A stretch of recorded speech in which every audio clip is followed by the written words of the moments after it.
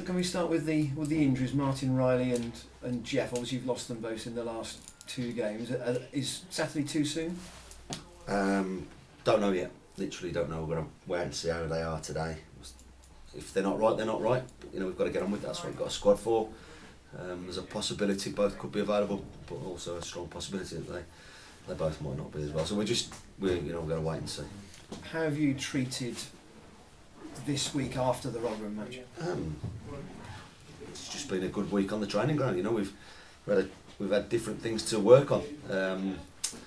It's not nice to concede goals, and we've got to put that to bed quickly. I've read 1 or 2 things and seen 1 or 2 things being written. There's no big problem here. We've just got we just had a bad 20 minutes where we didn't do ourselves justice, and it cost us the game. 1 or 2 things went against us, and we didn't handle it in the right way. We've had a chat. We've worked on things, and I'm confident that sort of thing won't happen again. I'm confident that the boys now fully understand what we're asking, and if things go against us like they did for the penalty and the free kick for the 3rd and 4th goals, I think we'll respond in a much better way now. The last 2 matches have been 1-0 and 2-0. Nobody would have batted an eyelid, probably. Listen, the boys are still, we've got things to do. We know that we're far from the finished article. We're far from being perfect, but they're carrying out my instructions to play. We've just got to find the right blend between playing and making sure that we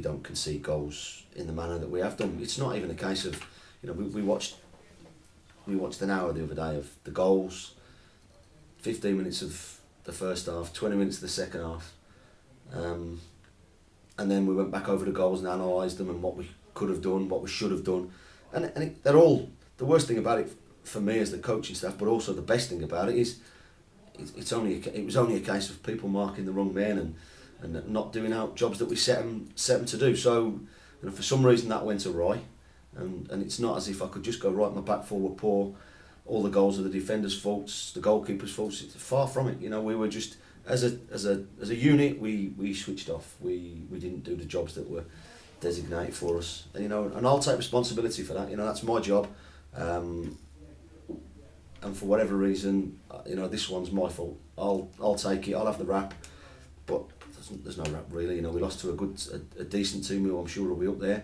But I think the one thing that my players have proved to everybody is that we're a good team. We just literally switched off, and it cost us dear. You often hear the cry from the bench, "Don't foul, don't foul." Do you need to be a bit more competitive? No, we don't need to be more competitive. I think we just, we know what we did wrong. The boys know what didn't quite work for us, and what we've asked is that we just give them the specific jobs that they do when we have, things go against us, set pieces and stuff like that. We've got to nail jobs down, and we thought we had. We've never had this problem before, and just Saturday was just one of those days where if you give a goal scorer like Lafondra chances in the manner that we did, you're gonna concede goals.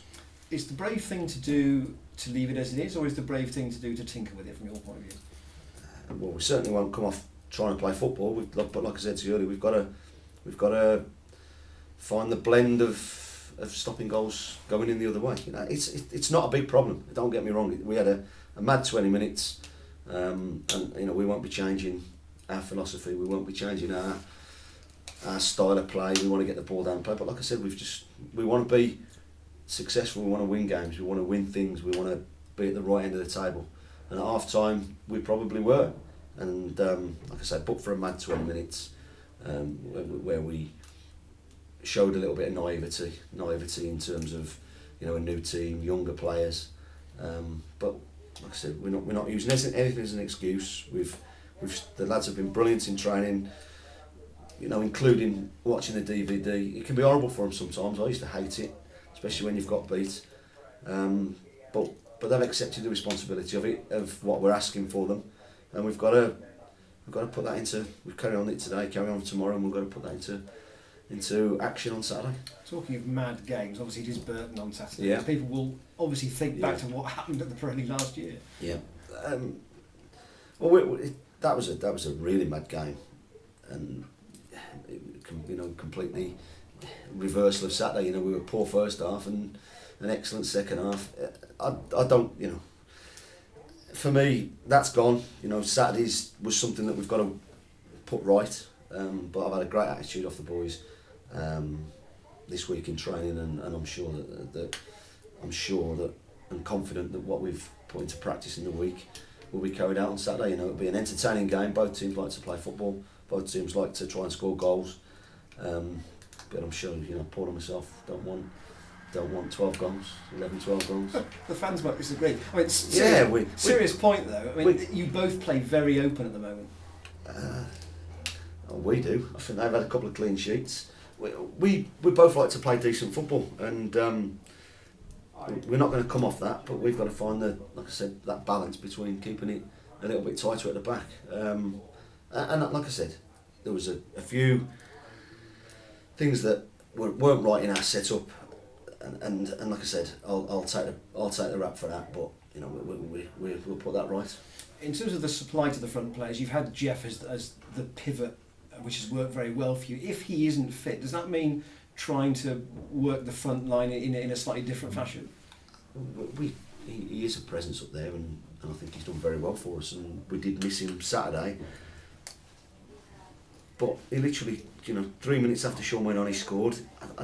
That had nothing to do with us getting beat. I just think we literally just didn't defend as a team properly. He's a big player for us, but if he's not playing, we've got Sean's wiry, strong, quick. Wes is strong, quick, goals. We've got goals in the team. It doesn't worry me when we'll threaten him behind with them if we do that. But we'll see. Shruti also can play just off a striker.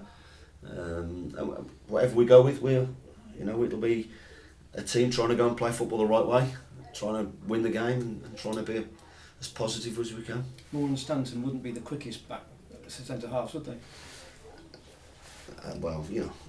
They're both good players, both experienced, both won things, both had good careers. And they've been a part of a back four that's kept 2 clean sheets already. So, we're certainly not writing them off. They're good players, and they'll give us a tough examination on Saturday. But my strikers are lively at the moment. They're scoring goals, and Wes is up the top of the charts, and that's where we want them to be. But like I said, we've got to make sure that we do put in a good team performance. Just the last thought about sort of set pieces. I mean, you've made the point that they are important in a game. Yeah. Is Aaron Webster perhaps a Jamie Victory type player? He's a fullback, but he's dangerous from set plays. Aaron's definitely a threat from set pieces. We know that. I knew that when we used to play against him in the conference. He's got a good leap. He's big and strong, and he's a threat. He scored a couple of goals the other day. But they've also got others as well. Harrod, Moore, Pearson, Richard Walker, whoever plays up there.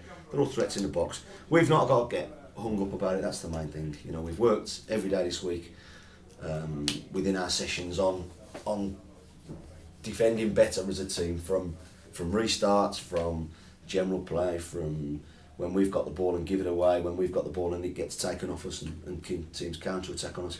We've tried to work on everything on that side of our game this week, and also keep our faith in passing the ball like we have done, in opening teams up like we have done, in scoring goals like we have done, and still having that belief to play. And there is a fine line, but I want to see us carry that on as we have done. Just a couple more for me, John. When do you lose Sean for the under-19s? After Saturday? Sean goes. Where's he going? Where they're playing? Game's on Thursday. The game's next Thursday against somebody. He's going on Sunday morning. I spoke to AD yesterday. He's going on Sunday morning. He'll be back with us Friday. So available for Barnet. And available for Barnet. Yeah. So do you think? And I think I spoke to AD yesterday, and we'll be extending the loan. Yeah. All right. So would you try and go window to window until January? He's a youth loan, so we can do it on a short-term basis as and when suits both parties. But AD's more than happy with the way things are working out, and we're delighted with Sean's contribution already. So does that say that the top target from the summer is not on the radar anymore from your point of view because of the other not necessarily. Not necessarily. We'll just But, you know, at the moment I don't think anything will be happening. But, you know, I think Sean's proved that he's a very worthwhile asset for the football club.